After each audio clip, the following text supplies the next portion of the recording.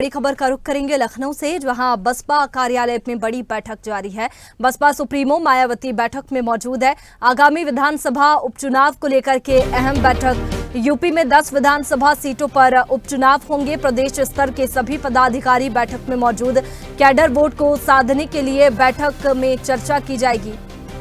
बता दें कि बीएसपी के नेशनल कोऑर्डिनेटर आकाश आनंद इस वक्त हरियाणा में है, इसलिए बैठक में नहीं शामिल हुए।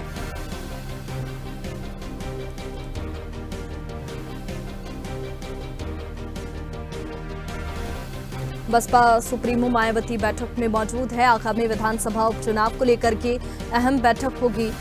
यूपी में 10 विधानसभा सीटों पर उपचुनाव होने वाले हैं और इसी को लेकर के ये बैठक काफी महत्वपूर्ण है। बसपा कार्यालय में ये बड़ी बैठक जारी है, जिसमें उपचुनाव को लेकर के रणनीति तैयार की जाएगी कि बहुजन समाज पार्टी किस तरीके से चुनाव के दौरान काम करेगी। और चलिए इसी पर ज्यादा जानकारी के साथ स्टेट हेड यूपी वंदना जी हमारे साथ में फोन लाइन पर जुड़ गई है। वंदना जी, 10 सीटों पर उत्तर प्रदेश में उपचुनाव होने वाले हैं और ऐसे में बहुजन समाज पार्टी भी अभी से ही एक्टिव हो गई है। क्या कुछ जानकारी इस बैठक में, क्या नई रणनीति तैयार करेगी बहुजन समाज पार्टी? देखिए, यूपी में जो उपचुनाव होने हैं 10 सीटों के विधानसभा के, उसको लेकर अब जो बहुजन समाज पार्टी है वो पूरी तरीके से कवर कर चुकी है और आज उन्होंने 11 बजे बैठक बुलाई है। बैठक अभी जारी भी है। बीएसपी कार्यालय माल एवेन्यू में बैठक कर रही है मायावती और इस बैठक को लेकर तैयारियां काफी की गई हैं। और जो बैठक में इन्होंने जो उम्मीदवार है और चुनाव को लेकर जो नई रणनीति है उसको लेकर ये चर्चा कर रही है। क्योंकि देखिए, इनकी पार्टी की अगर बात की जाए बहुजन समाज पार्टी की, तो एक समय में काफी बड़ी पार्टी, राष्ट्रीय पार्टी है। काफी अच्छा प्रदर्शन था, चाहे लोकसभा की बात करें चाहे विधानसभा की बात करें।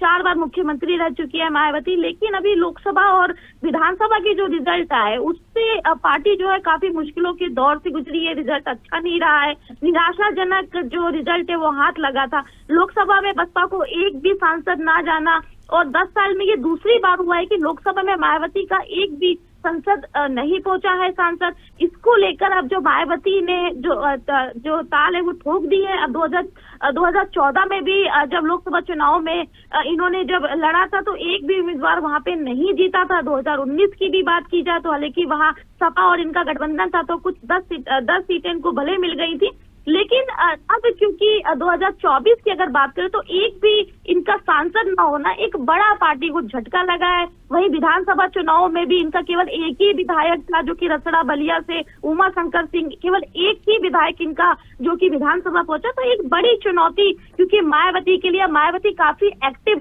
मूड में है। इसने भी लगातार वो चाहे आरक्षण के मुद्दे पर हो, आरक्षण का मुद्दा हो, सुप्रीम कोर्ट का फैसला हो, तमाम ऐसे ज्वलनशील जो मुद्दे हैं उन पर वो अपना रिएक्शन दे रही है। काफी इस समय एक्टिव मोड में है, पार्टी को लेकर बैठक कर रही है। आज देखिए बैठक जारी है। हालांकि आकाश आनंद को उन्होंने पूरी जिम्मेदारी दी है, लेकिन वो इस बैठक में नहीं है क्योंकि वो हरियाणा में इस वक्त है। लेकिन जो बैठक में तमाम जो मंडल अध्यक्ष हैं और जो प्रदेश अध्यक्ष है सतीश चंद्र मिश्रा है, तमाम जो बड़े नेता है बहुजन समाज पार्टी के, वो इस बैठक में शामिल है। तो काफी रणनीति पर चर्चा हो रही है क्योंकि किसी न किसी तरीके से अब जो मायावती है वो अपनी पार्टी को मजबूत करने में लगी है। क्योंकि ये उपचुनाव तो छोड़िए, अभी 2027 विधानसभा के भी चुनाव है। लेकिन जो अगर पिछला जो प्रदर्शन की बात की जाए बहुजन समाज पार्टी की, तो काफी निराशाजनक रहा है।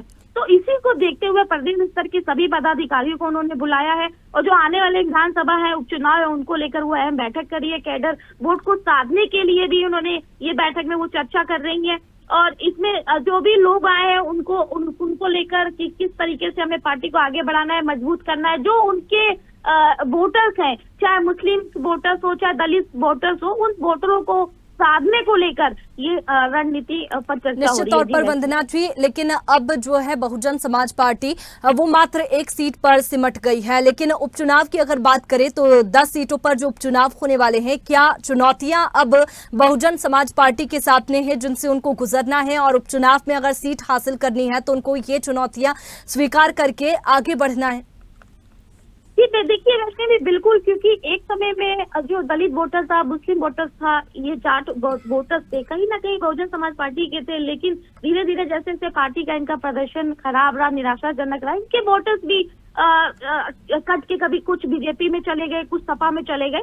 लेकिन अभी देखिए, अभी जो 10 सीटों पे जो चुनाव हो रहा है अम्बेडकर नगर, क्योंकि देखिए अम्बेडकर नगर जो था वहां से ये आती है, वहां से ये जीती भी है मायावती, क्योंकि उनका वो गढ़ है अम्बेडकर नगर। अम्बेडकर नगर से देखिए 2019 की बात करें तो रितेश शर्मा, क्योंकि बहुजन समाज पार्टी से वो लड़े थे, जीते भी थे 2019 में। लेकिन इस बार जब 2024 का चुनाव लड़ा गया तो वो वहां से उन्होंने बीजेपी में शामिल हो गए थे। हालांकि वो सीट जो है वो समाजवादी पार्टी को चली गई। लेकिन वहां पे देखिए उपचुनाव होना है कटेहरी सीट पर, तो कटेहरी सीट अम्बेडकर नगर में आती है, तो ये एक बड़ी चुनौती होगी, क्योंकि उनका गढ़ जो कहा जाता था अब वहां पर उनका कोई ना विधायक है ना सांसद है। तो एक बड़ी चुनौती के रूप में ये मायावती ले रही है। इस चीज को लेकर वो पूरी रणनीति तैयार कर रही है और 2024 के रिजल्ट के बाद अब उपचुनाव में एक बेहतर प्रदर्शन की कोशिश में जुटी है। चलिए वंदना जी, अब ये देखने वाली बात होगी कि आज जो महत्वपूर्ण बीएसपी की बैठक हो रही है उसमें क्या कुछ नतीजा निकल कर इसके सामने आता है। शुक्रिया आपका तमाम जानकारी के लिए।